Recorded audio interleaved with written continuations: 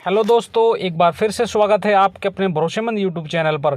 75 लाख से ज़्यादा पेंशन धारकों की पेंशन बढ़ोतरी की मांग पर केंद्र सरकार की तरफ से आया रिकॉर्ड तोड़ फैसला।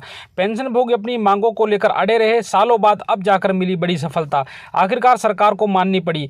आगामी लोकसभा चुनाव के चलते पेंशनभोगी कर्मचारियों को लुभाने के लिए आगे आई केंद्र सरकार। दिल खोलकर कर दिए कई बड़े ऐतिहासिक फैसले। आखिरकार 4 साल के लंबे इंतजार के बाद 18वां बकाया रकम मुद्दा हुआ खत्म। एरियर टेबल जारी। इसी के साथ फिटमेंट फैक्टर बढ़ोतरी को लेकर, न्यूनतम वेतन, न्यूनतम पेंशन में दुगनी बढ़ोतरी को लेकर, पूर्व रिटायर्ड सैनिकों की पेंशन को लेकर, ग्रेच्युटी में बढ़ोतरी को लेकर, महंगाई भत्ता, महंगाई राहत में आई बढ़ोतरी को लेकर, फैमिली पेंशन में आए बड़े बदलाव को लेकर और फिक्स मेडिकल अलाउंस को लेकर अभी बड़ी खुशखबरी निकल कर आ चुकी है। जानेंगे सभी खबरों को विस्तार से। सबसे पहले वीडियो को लाइक कर दीजिए, क्योंकि एक लाइक ही हमारी मेहनत का फल होता है। साथ में चैनल पर फर्स्ट टाइम विजिट किया है तो चैनल को सब्सक्राइब करके बेल आइकन दबा दीजिए, ताकि कर्मचारियों, पेंशनभोगी और जवानों से संबंधित वीडियो को नोटिफिकेशन आपके पास पहुंचे सबसे पहले। तो चलिए जानते हैं खबरों को विस्तार से बिना किसी देरी के। पेंशन में आई बम्पर बढ़ोतरी को लेकर आई खबर से पहले एक और बड़ी खबर की बात कर लेते हैं। ड्यूटी के दौरान बलिदान होने वाले अग्निवीर के परिजनों को सामान्य सैनिकों की तरह पेंशन और अन्य सुविधाएं मिलनी चाहिए। संसदीय समिति ने यह सिफारिश की है।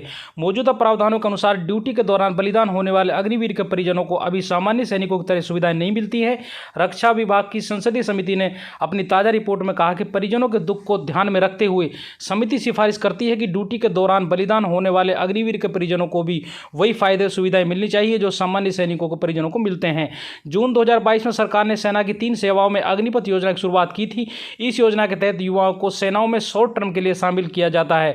अग्निवीर योजना का मकसद सेना की तीनों अंगों में औसत उम्र को कम करना है। अग्निवीर योजना के तहत 17 साल से लेकर 21 साल तक के युवाओं को सेना में तीनों अंगों में सेवा करने का मौका मिलता है। अग्निवीर योजना के तहत भर्ती होने वाले 25% युवाओं को सेना में स्थायी कमीशन दिया जाता है। संसदीय समिति ने ड्यूटी के दौरान जान गंवाने वाले सैनिकों को मिलने वाले अनुग्रह राशि हर वर्ष में 10 लाख रुपए बढ़ाने की सिफारिश की है। रक्षा मंत्रालय ने समिति को बताया कि अभी ड्यूटी के दौरान हादसे या आतंकी हिंसा या असामाजिक तत्वों के हमले में जान गंवाने वाले सैनिकों के परिजनों को 25 लाख रुपए अनुग्रह राशि मिलती है। वहीं सीमा पर झड़प या आतंकियों से मुठभेड़ में या फिर समुद्री लुटेरों के साथ मुठभेड़ में जान गंवाने वाले सैनिकों को अभी 35 लाख रुपए की अनुग्रह राशि मिलती है। वहीं युद्ध के दौरान दुश्मन के हमले में बलिदान होने वाले सैनिकों को 45 लाख रुपए की अनुग्रह राशि मिलती है।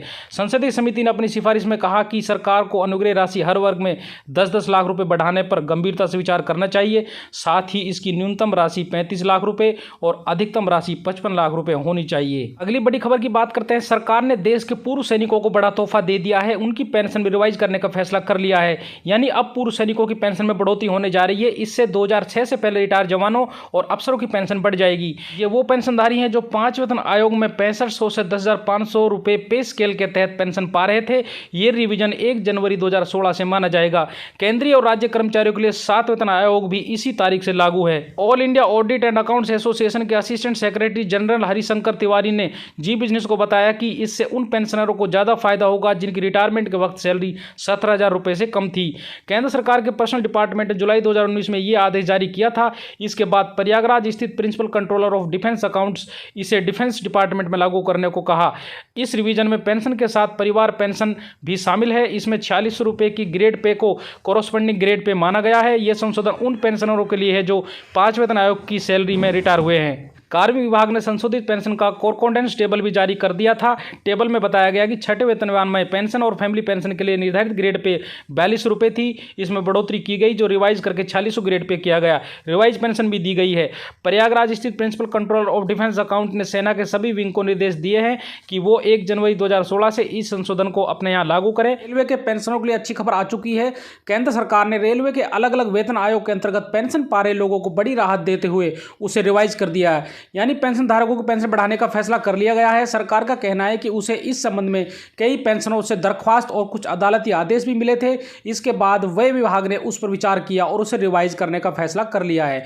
Department of pension and pension welfare के डायरेक्टर डॉक्टर प्रमोद कुमार ने बताया कि इसका फायदा 5वें, 6ठे और 7वें वेतन आयोग के तहत पेंशन पा रहे पेंशनधारियों को होगा। आदेश के मुताबिक नौकरी पूरी कर रिटायर लोगों और फैमिली पेंशन पाने वाले इस दायरे के अंदर आएंगे।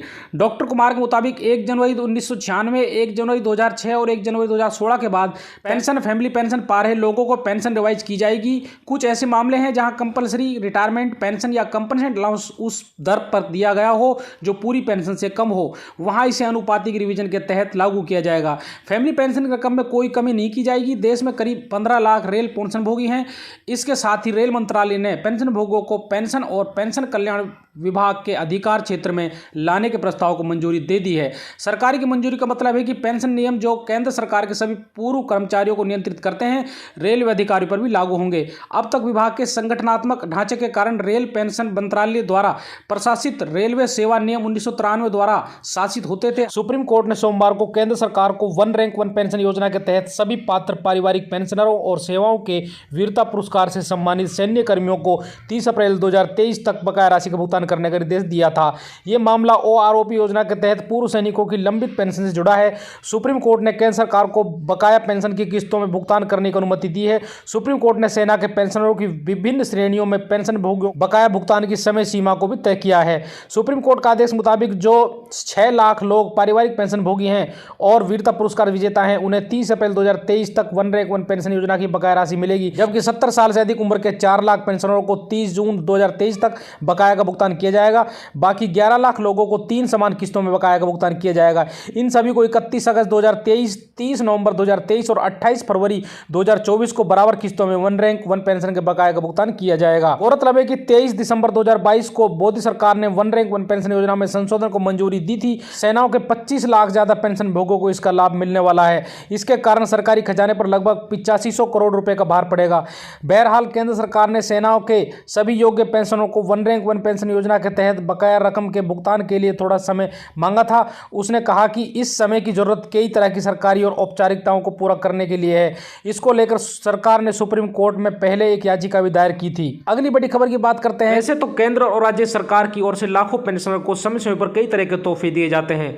अब राज्य सरकार ने पेंशनरों को एक और खुशखबरी सुनाई है। केंद्रीय कर्मचारियों को 3 बड़ी जबरदस्त खुशियां निकलकर सामने आ चुकी हैं। इससे उनकी सैलरी और पेंशन में जबरदस्त उछाल देखने को मिलेगा। साल 2024 के कर्मचारी और पेंशनरों के लिए काफी महत्वपूर्ण रहने वाला है, क्योंकि साल की पहली 6 माह में कई बड़े बदलाव होने वाले हैं। लोकसभा चुनाव को मद्देनजर रखते हुए सरकार का पूरा ध्यान इनकी तरफ रहेगा। पहली खुशखबरी की बात कर लेते हैं। अब राज्य सरकार ने पेंशनरों को एक और खुशखबरी सुनाई है। अब से आपकी पेंशन साल में 2 बार बढ़ाई जाएगी। एक बार जुलाई और दूसरे जनवरी में। जुलाई महीने में आपकी 5% पेंशन बढ़ाई जाएगी, जनवरी महीने में आपकी 10% की बढ़ोतरी की जाएगी। यानी इस हिसाब से कर्मचारियों की पेंशन में हर साल 15% की बढ़ोतरी देखने को मिलेगी। लेकिन उससे पहले आपको बता दें कि इससे राज्य सरकार के कर्मचारियों को कोई फायदा देखने को मिलेगा। राजस्थान सरकार ने न्यूनतम आय गारंटी कानून लागू कर दिया है। राजस्थान देश का पहला ऐसा राज्य बन चुका है जिसने एक कानून लागू किया है। इस गारंटी कानून से हर साल पेंशन में बढ़ोतरी देखने को मिलेगी। साथ ही सामाजिक सुरक्षा पेंशन की गारंटी भी दी जाएगी। देश भर के करोड़ों पेंशन धारकों के लिए एक और बड़ी खुशखबरी आ चुकी है। अक्सर देखा गया है कि पेंशनभोगी अभाव में जीते हैं, क्योंकि उनकी पेंशन काफी कम होती है। ऐसे में वो अपना गुजारा नहीं कर पाते हैं। उसी को देखते हुए संसदीय समिति ने सिफारिश दिया था कि पेंशन में 65 साल से ही एडिशनल पेंशन का फायदा दिया जाए। अभी के नियम के हिसाब से 80 साल पूरी करने के बाद आपकी पेंशन में 20% की बढ़ोतरी की जाती है। लेकिन ऐसी बढ़ोतरी करने का कोई फायदा नहीं होता, क्योंकि उतनी उम्र तक बहुत ही कम पेंशन धारक जिंदा रह पाते हैं।